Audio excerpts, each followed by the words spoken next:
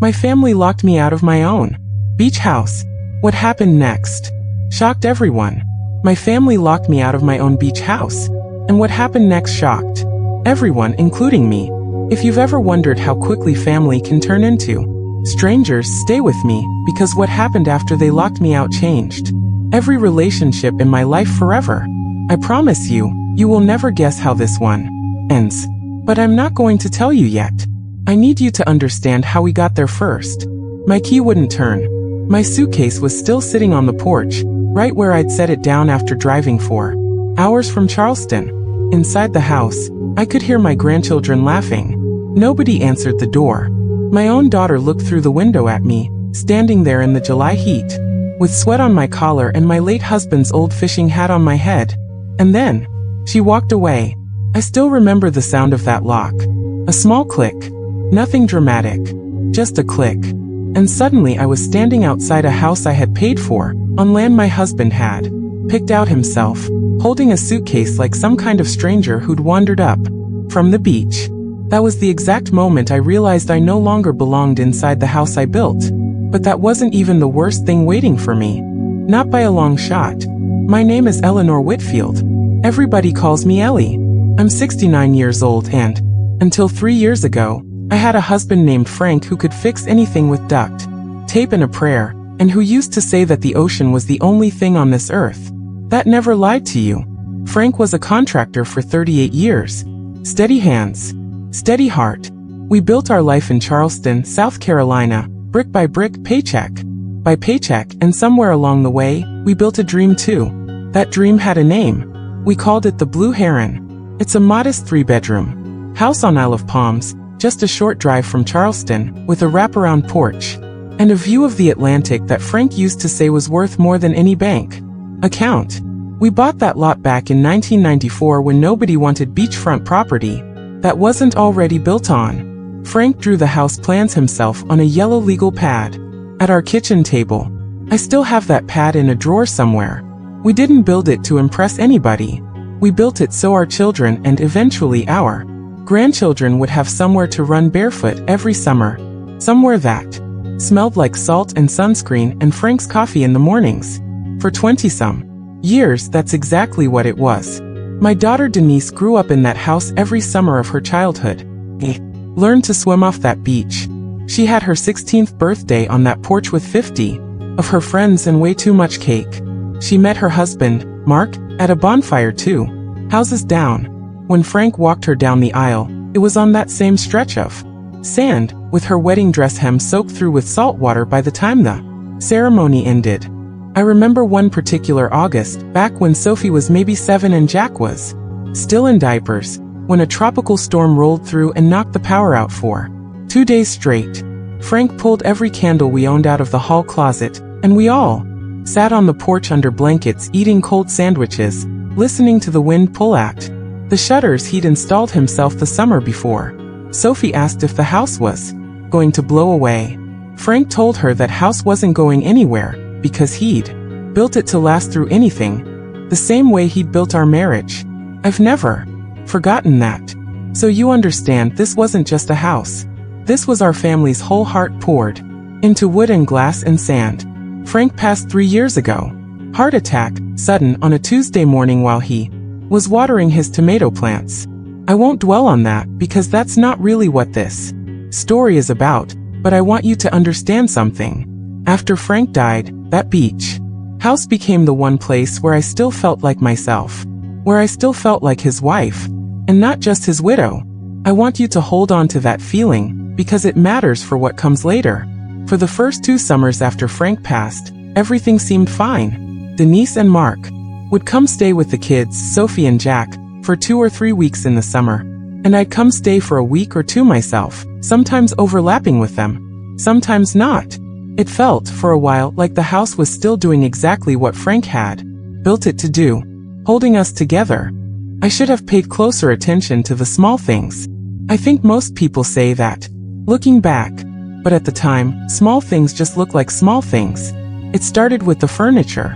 I came down one weekend in early spring and found that my reading chair, the one Frank had reupholstered for me our 30th anniversary, had been moved out of the sunroom and replaced with a sleek gray sectional Denise had ordered online. My chair was out in the garage, covered in a moving blanket like it was something to be ashamed of. Mom, it just didn't match anything, Denise told me when I asked. You can still use it. It's right there in the garage. I let that one go. I told myself it was just decorating. People redecorate. Then it was the keys. I found out, almost by accident, that Denise had made 3 extra copies of the house key at the hardware store in Mount Pleasant. One for her, one for Mark, and this part I only learned later. One for a friend of theirs who apparently stayed there just for a weekend, while Denise and Mark were traveling, without ever mentioning it to me at all. I wasn't born yesterday. I understood what that meant. It meant the house had quietly stopped being something they visited and started being something they possessed. Then it was the bedroom. I kept a bedroom in that house set up for myself. Nothing fancy. A queen bed, Frank's old reading lamp, a little shelf of paperback mysteries I liked to read on the porch. One weekend I arrived to find my things boxed up in the closet and Jack's video games and posters all over what used to be my room, because as Denise explained, the kids just need more space when we're all here, Mom, you understand. I did understand. That's the strange thing about being a mother. You understand almost everything, right up until the moment understanding starts to cost you your own home. But I want you to know something about me. I don't scream. I never have. Frank used to say I could disarm a hurricane with a raised eyebrow and a cup of coffee. So when these little cracks started showing, I didn't fight about them. I just watched. And a part of me, a part one didn't want to admit was there, started keeping track. I wish that had been the end of it. It wasn't. By that second spring, the house rules had changed too. And nobody had asked me. Denise had started renting the house out on one of those vacation websites for 2 weeks every June, just to help cover the property taxes. Mom, it makes financial sense. She told me, even though I had been the one paying those taxes myself for 20 years without a single complaint. She never once handed me $1 of that rental income. Not that I needed it. It was the principle of the thing that stuck in my throat like a fishbone. I told myself, more than once, that I was overreacting. That grief makes a person sensitive, makes them read too much into small slights. I told myself Denise loved that house because her father built it, and love sometimes looks like carelessness when it's really just comfort. I gave her every excuse I could find. I had no idea, at the time, that someone had already made a much bigger decision about that house, one I wouldn't understand the full shape of for months. There was one detail I completely missed that spring, and it's the kind of detail that seems so small at the time you don't even mention it out loud. Mark, my son-in-law, had started asking a lot of questions about the deed, whose name was on it, whether there was a will, whether the house would need to go through probate someday, or whether it could be transferred more simply. I remember answering him honestly, the way you answer a son-in-law you trust, because at the time, I did trust him. That conversation would come back to matter more than I could have guessed. Now let me bring you back to that July afternoon, because that's really where this story begins to turn. I'd called Denise the week before to let her know I was coming down for what would have been Frank's and my 45th wedding anniversary. 45 years. I wanted to sit on that porch, watch the sunset, maybe put my toes in the same water where Frank had proposed to me back in 1979. Denise said that sounded lovely. She said, and I remember this exactly. Of course, Mom, it's still your house. Still my house. I drove down from Charleston with a small overnight bag and a bottle of the sweet tea Frank used to love, and when I pulled into the driveway, there were 2 extra cars there I didn't recognize. I figured maybe they were friends of Sophie's or neighbors stopping by. I climbed the porch steps the way I'd climbed them 1,000 times before, and I put my key in the lock. It wouldn't turn. I tried again, thinking maybe I was just tired from the drive, maybe the humidity had swollen the door. I could hear voices inside.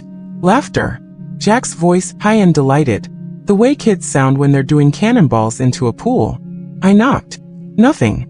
I knocked again, harder this time, and I saw a curtain move in the front window. I saw Denise's face there, just for a second, and then she stepped back out of view. She didn't open the door. I stood on that porch for almost 20 minutes. I called her cell phone. It rang through to voicemail. I texted her. No response.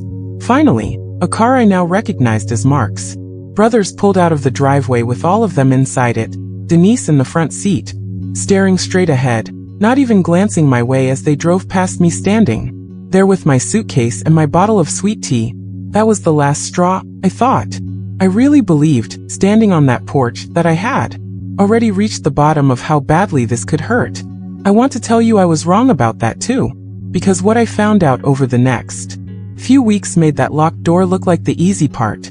I sat down on the porch step, because my legs frankly didn't feel steady enough to hold me up. And that's when my neighbor, Carol Ann, came over from next door. Carol and had lived beside us on Isle of Palms for almost 15 years. She'd watched my grandchildren grow up. She'd brought casseroles the week Frank died. "Ellie, honey, are you all right?" she asked, and something in her voice told me she already knew more than she wanted to say. I told her what had just happened. She got quiet in a way that made my stomach drop. "Ellie," she said slowly, "I probably shouldn't be the one to tell you this, but I think somebody needs to."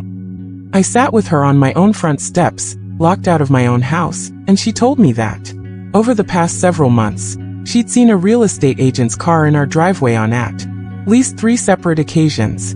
She'd seen a man taking photographs of the outside of the house with a proper camera, the kind real estate listings use. And just 2 weeks earlier, she'd overheard Denise on the phone out on the porch, talking about, once the transfer goes through, and getting mom to sign before she asks too many questions. I want you to imagine hearing that.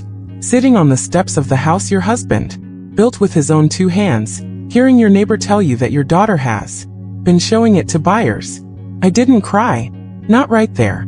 I want to be honest with you about that, because I think people expect me to say I broke down sobbing on that porch, and I didn't. Something in me went very still and very quiet instead. Frank used to say that was the most dangerous version of me.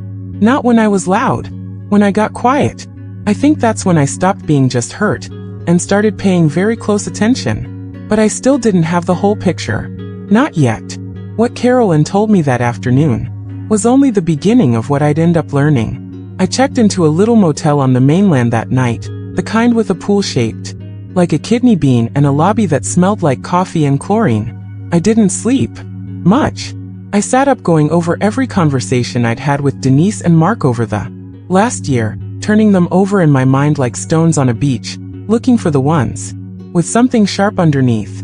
The next morning, I did something I probably should have done months earlier. I called my attorney. His name is David Reyes, a good, steady man who'd handled Frank's estate after he passed. I told him everything. The furniture, the keys, the locked door, what Carolyn had told me about the real estate agent and the phone call. David listened without interrupting, which I've always appreciated about him. "Ellie," he finally said, "before we go any further, I need you to answer one question very carefully.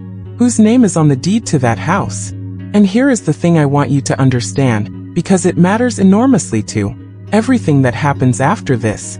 When Frank and I built that house back in the 90s, we put it solely in both our names, and after Frank passed, it transferred entirely to me, exactly the way our estate plan was written. I had never, not once added Denise or Mark's name to that deed. Not out of distrust. It simply had never come up, because I never imagined I'd need to protect myself from my own daughter. It's just me, I told David. Only my name. There was a pause on the line, and then David said something I've thought about many times since. Then legally, Ellie, nothing happens to that house without your signature. Nothing. No sale, no transfer, no listing that can actually close. But I think you need to find out exactly what they've already set in motion, because it sounds like somebody has been operating as though that's not true. I wasn't prepared for what came next, because what David and I found over the following 2 weeks was far more organized and far more calculated than I ever imagined my own daughter capable of. David had a colleague pull public records, and what we found first was a permit application filed with the county, submitted under Mark's name, for renovations. Pending sale. Pending sale. Nobody had asked me Nobody had told me. There had never been a conversation that started with, "Mom, we think it might be time to sell the beach house." There had only been this paperwork quietly filed as though the outcome was already decided, and I was simply an obstacle to be managed around. Then came the real estate listing itself. Not live yet, but drafted, sitting in a private folder that a friend of mine, a longtime realtor named Patricia who'd sold 3 houses for us over the years and who Denise, foolishly, had also reached out to for a preliminary valuation, showed me after she realized whose house it actually was. "Ellie, I had no idea this was your place until I saw the address," Patricia told me over coffee, looking almost sick about it. Denise told me her mother was elderly and stepping back from managing the property. She said you'd already agreed to the sale in principle and just needed to sign paperwork when the time came. Elderly. Stepping back. Already agreed. None of that was true. Not one word of it. I thought things couldn't get worse after hearing that. I was wrong. The real gut punch came about a week later, when my son Tom, who lives out in Colorado and had always been closer with Denise than with me on the day-to-day stuff, called me sounding uncomfortable in a way I'd never heard from him before. Over the following month, I let Denise believe that nothing had changed. I answered her calls the way I always had. Pleasant. A little distracted maybe, but nothing alarming. Meanwhile, David and I quietly built a complete paper trail. Bank statements showing every single property tax payment and insurance premium I had personally covered for over 2 decades. The original deed, Frank's estate documents, the permit application filed without my knowledge, the unauthorized rental listings and the income Denise had collected from them, which, as it turned out, she had never reported anywhere at all. I also did one more thing, something small but important to me personally. I drove to Isle of Palms on a Tuesday when I knew the house would be empty, using the spare key I still had hidden in the birdhouse Frank built for me years ago, a key nobody else knew existed. I walked through every room of that house one last time, before anything else happened. I sat in the sunroom, in the spot where my reupholstered chair used to sit, before it got banished to the garage. I stood on the porch where Frank proposed to me. I let myself cry there, finally, alone, where nobody could see it and turn it into something to manage or explain away. Then I drove home, and I called David, and I told him I was ready. What happened next changed everything, and I don't think anyone in my family saw it coming, because they had built their entire plan on one enormous, mistaken assumption that I would be too soft, too grief-stricken, too eager to keep the peace to ever actually stand up for myself. David sent a formal letter to Denise and Mark. Not a lawsuit. Not yet. Just a clear, calm letter stating that I was the sole legal owner of the property, that any rental income collected without my consent would need to be accounted for, that any real estate listing activity needed to cease immediately, and that I expected full access to my own home restored without further delay. Denise called me the moment she received it. She was furious. She used words like humiliating and unnecessary, and we're your family, Mom, why would you involve a lawyer? I let her finish. Then I said very calmly, Denise, you locked your own mother out of her house on her wedding anniversary while my grandchildren swam in the pool I paid to have installed. I think we're a bit past unnecessary. She didn't have much of an answer for that. Here's where the second suspense event of this story comes in, because just as I thought the worst had already happened, David called me with news I genuinely hadn't expected. There was already a buyer, a real one, with financing pre-approved, scheduled to walk through the house that very weekend for what Denise had told them would be a final inspection before closing. Mark had apparently told the buyers the sale was virtually guaranteed, that the seller, meaning me, was simply finalizing some family logistics. They had scheduled a closing date on a house I never agreed to sell, using a deed they never had any legal claim to. I had no idea a stranger's moving truck had already been tentatively booked for a house I still owned every square inch of. David moved fast. A cease and desist went out to the real estate agent and the title company involved, along with copies of the deed proving sole ownership. The sale, thankfully, had never progressed far enough to become truly binding, but it had gone far enough that the buyers were, understandably, confused and upset when they learned the truth. There was one more piece of this I hadn't expected, and it came from a man I never thought would be the one to hand it to me. His name was Gary Ellison, a contractor Mark had hired to do some quick cosmetic work on the house ahead of the sale, fresh paint in the kitchen, new hardware on the cabinets, that sort of thing meant to make a house show well for buyers. Gary had actually worked with Frank decades earlier, back when Frank still had his own crew, and he remembered him well enough that when David's cease and desist letter landed and the renovation contract suddenly fell apart mid-job, Gary called me directly instead of just walking away quietly the way most contractors would. "Mrs. Whitfield, I feel like I owe you a phone call," he said, sounding genuinely uncomfortable. "Frank was good to me back in the day, taught me half of what I know. I wouldn't have taken this job if I'd understood the whole situation." He told me something I hadn't known. Mark had specifically instructed him to remove and discard several built-in shelves in the sunroom, the ones Frank had built by hand. The same summer he'd built the porch railing, because they didn't fit the buyer's vision for the space. Gary said he'd hesitated, recognized Frank's craftsmanship in the joinery, and instead of tossing them in a dumpster the way he'd been told to, he'd quietly stored them in his own garage, just in case. I drove out to Gary's place 2 days later and cried, right there in his driveway, looking at those shelves stacked against his garage wall. Not because of the wood itself, because somebody outside my own family had cared more about protecting a piece of Frank than my own daughter and son-in-law had. Gary helped me load them into my car that afternoon, and he refused to take a dime for storing them. I wasn't prepared for what came next, because what happened that weekend didn't just involve strangers backing out of a sale. It involved my own family finally standing face to face with everything they'd built behind my back. That weekend, the weekend the closing was supposed to happen, is the weekend everything finally came apart for Denise and Mark. I drove down to Isle of Palms myself, with David's blessing and a locksmith I'd hired directly, a good man named Ray who'd done work for Frank years earlier and remembered him fondly.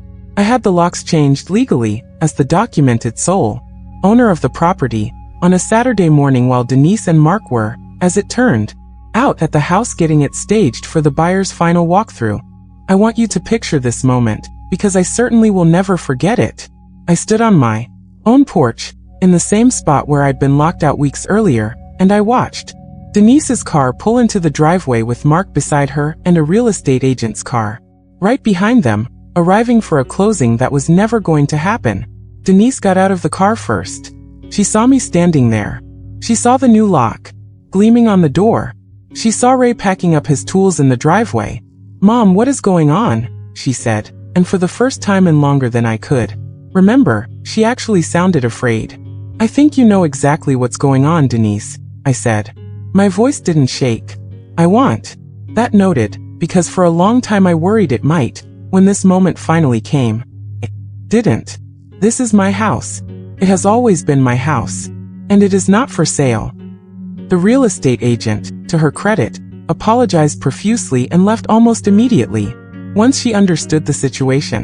The buyers, I later learned, backed out entirely and, I don't blame them one bit, filed a formal complaint against Mark for misrepresenting the ownership status of the property during negotiations.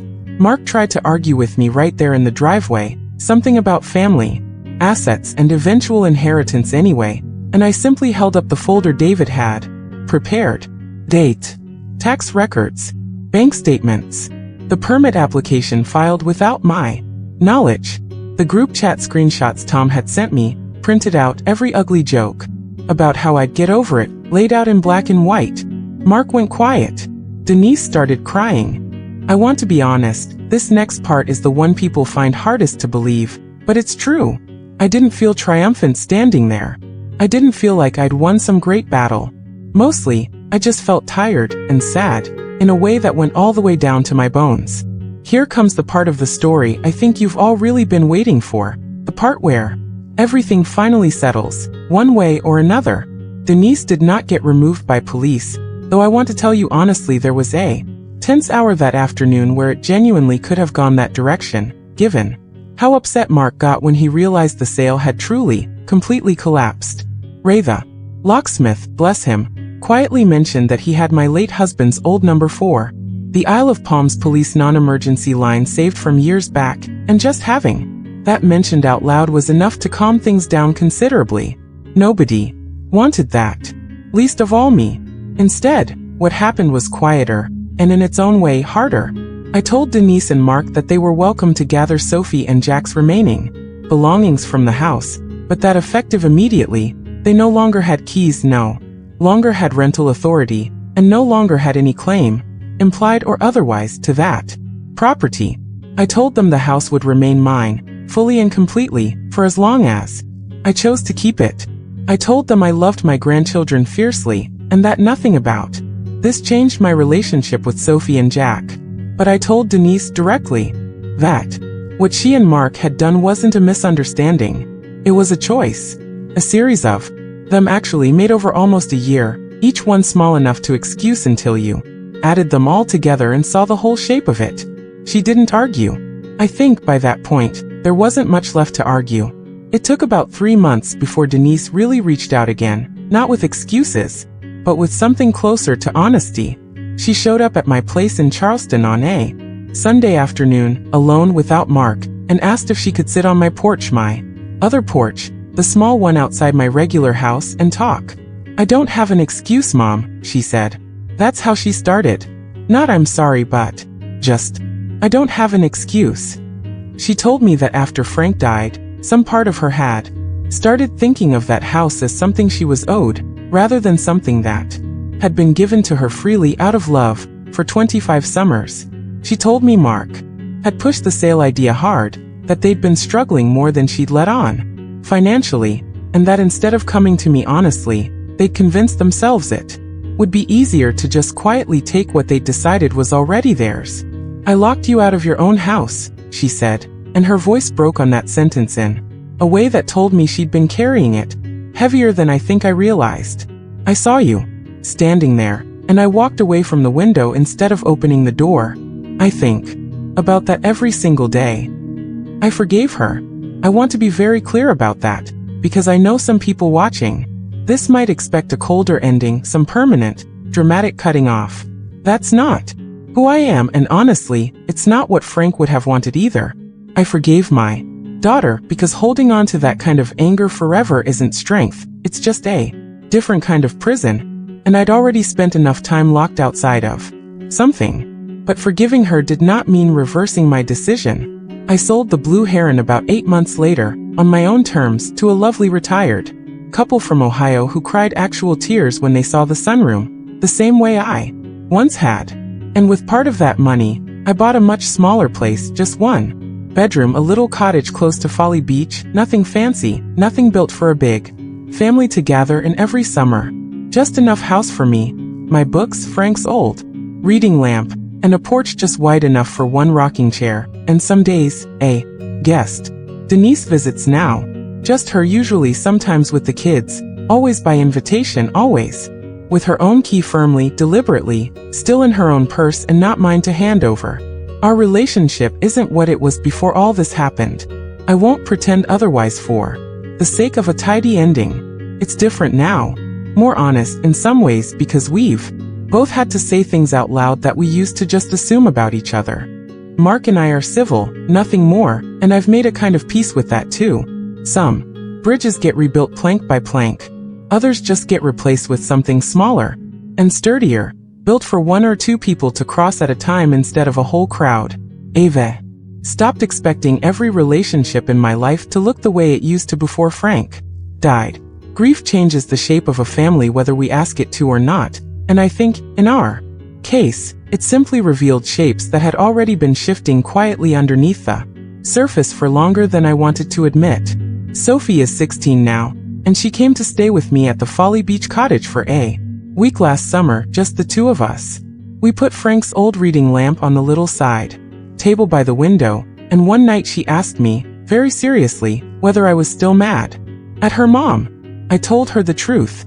I told her that being angry and still loving somebody aren't opposites. They can live in the same heart at the same time, and that learning to hold both of those things without letting either one win completely is about the closest thing to wisdom I've managed to pick up in 69 years. She hugged me for a long time after that. I didn't need her to say anything else. I think about Frank a lot on that little porch at Folly Beach.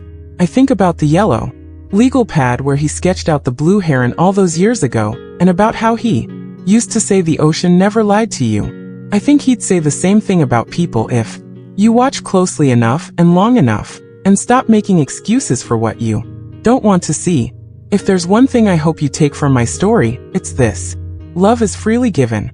Respect has to be earned every single day, by everyone, no matter how close the relationship. And no one, not even the people you love the most in this world, should ever be allowed to mistake your kindness for permission. That door only locked once. I made sure of that myself.